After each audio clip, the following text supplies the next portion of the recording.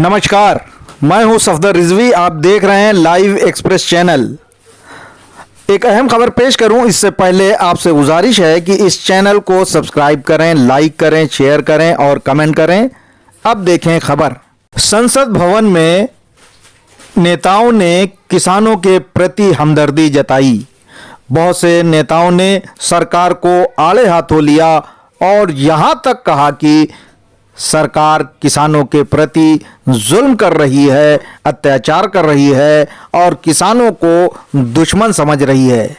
किसानों के खिलाफ जिस तरह की कार्रवाइयां की जा रही हैं, खासकर बैरिकेडिंग को लेकर, वो ऐसे जैसे दुश्मन देश के सैनिकों के साथ की जाती है। कई नेताओं ने सरकार के प्रति कड़ा रुख अपनाया और सरकार से मांग की कि कृषि कानूनों को वापस लिया जाए, क्योंकि ये किसानों के हित में नहीं है और किसान इसे वापस लेने की मांग कर रहे हैं। देखिए राज्यसभा में क्या बोले आम आदमी पार्टी के नेता संजय सिंह। जब ये बिल कांग्रेस लेकर आई थी तो उस समय स्वर्गीय अरुण जेटली जी ने और स्वर्गीय सुषमा स्वराज जी ने उस समय बिल का विरोध किया था। और कांग्रेस ने अगर 19 के घोषणा पत्र में इस बिल को शामिल किया था तो उनको तो 55 पे पहुंचा दिया, आपने तो लागू कर दिया। आपको 5 पे पहुंचा देंगे, इस देश की जनता 5 पे पहुंचा देगी। ये बिल क्यों लाया गया है, किन लोगों के लिए लाया गया है, संजय सिंह ने क्या बताया, सुनिए। तो ये बिल किसानों के लिए नहीं लाया गया, अपने 4 पूंजीपति मित्रों के लिए ये सरकार ये काला कानून लेकर आई है। उन्हीं को फायदा पहुंचाने के लिए काला कानून लेकर आया गया है, उन्हीं के लाभ पहुंचाने के लिए काला कानून। ये सरकार 130 करोड़ हिंदुस्तानियों की सरकार नहीं है मान्यवर, ये सरकार उन 4 पूंजीपति लोगों की सरकार है जिनके लिए कानून बनाते हैं और जिनसे चंदा लेकर ये लोग चुनाव लड़ने का काम करते हैं। ये उनके लिए बनाई गई है मान्यवर। कृषि बिल को वापस क्यों लिया जाना चाहिए, इस पर बोलते हुए संजय सिंह ने क्या कहा, देखें। दीप सिद्धू भाजपा का नेता वो फरार है जिसने लाल किले पे हमला किया, जिसने तिरंगे का अपमान किया। अपनी घिनौनी राजनीति के चक्कर में ये लोग कहां तक जा सकते हैं, इसका सच है ये जो सामने आया है। आप एमएसपी देने की बात कहते हैं, आप कहते हैं हम इस देश के किसान को एमएसपी देंगे। बड़ी अजीब बात है मान्यवर, इस देश के किसान को एमएसपी देने के नाम पर क्या कर रहे हैं ये। मैं उत्तर प्रदेश की खबर बता रहा हूं। 10 धान के क्रय केंद्रों पर 10 अधिकारियों के खिलाफ एफआईआर हुई क्योंकि क्रय केंद्र में खरीद में एमएसपी में गड़बड़ी की गई। इसी तरीके से 1 रुपए किलो गोभी बिक रही थी तो किसान ने अपनी गोभी पे ट्रैक्टर चला दिया।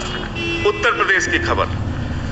बरेली के अंदर उत्तर प्रदेश में 3 करोड़ की धान खरीद हो गई कागजों पे, किसान का पता तक नहीं है। तो डेरेक ओब्रायन साहब, जो यूपी में खरीद हुई है वो भूतों की खरीद हुई है, किसान का पता नहीं, नाम दर्ज करके खरीद हो गई।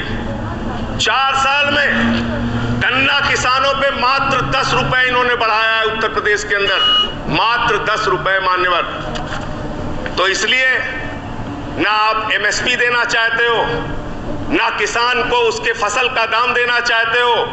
असीमित भंडारण की छूट देकर आपने पूंजीपति मित्रों को यह सुविधा दे दी कि सस्ते में किसान से अनाज खरीदेंगे, सस्ते में किसान से फल खरीदेंगे, सस्ते में किसान से सब्जियां खरीदेंगे, उसका बड़े बड़े स्टोरेज में भंडारण करेंगे, जमाखोरी करेंगे और जब बाजार में फल सब्जियों की कमी हो जाएगी, अनाज की कमी हो जाएगी तो महंगे दामों में जनता को बेचेंगे।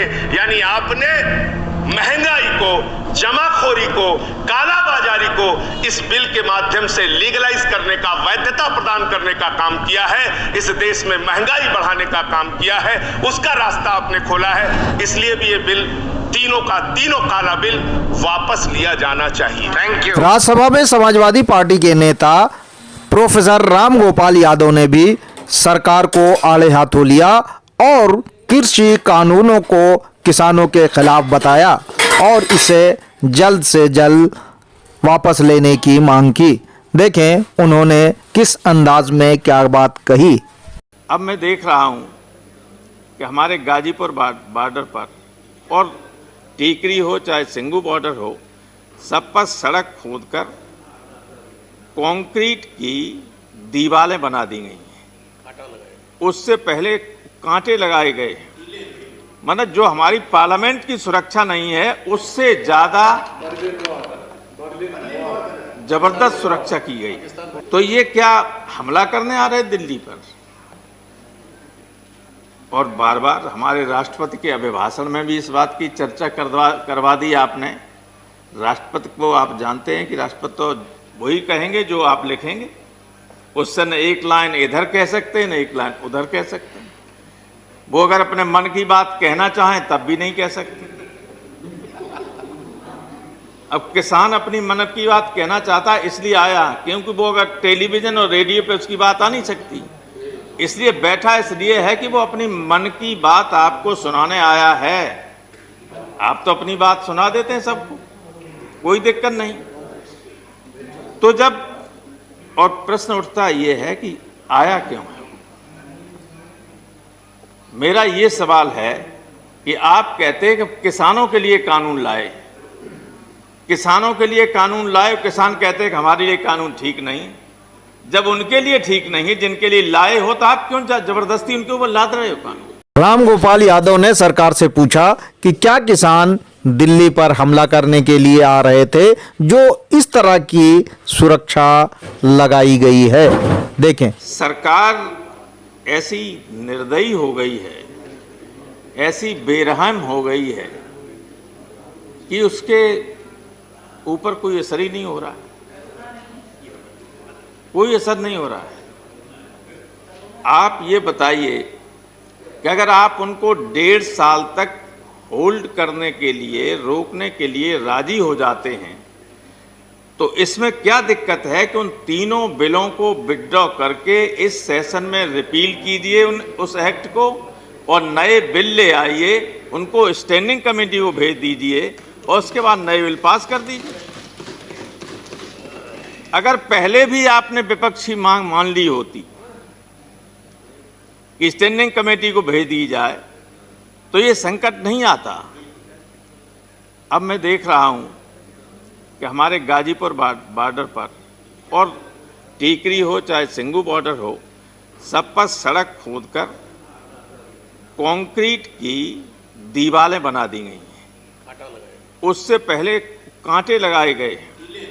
मतलब जो हमारी पार्लियामेंट की सुरक्षा नहीं है, उससे ज्यादा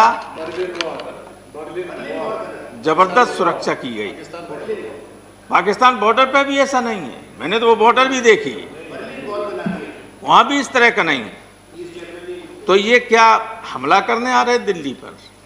बड़े बड़े लोग सत्ता में नहीं रहते हैं, ये किसी को घमंड नहीं रहना चाहिए कि हमेशा सत्ता में बने रहें।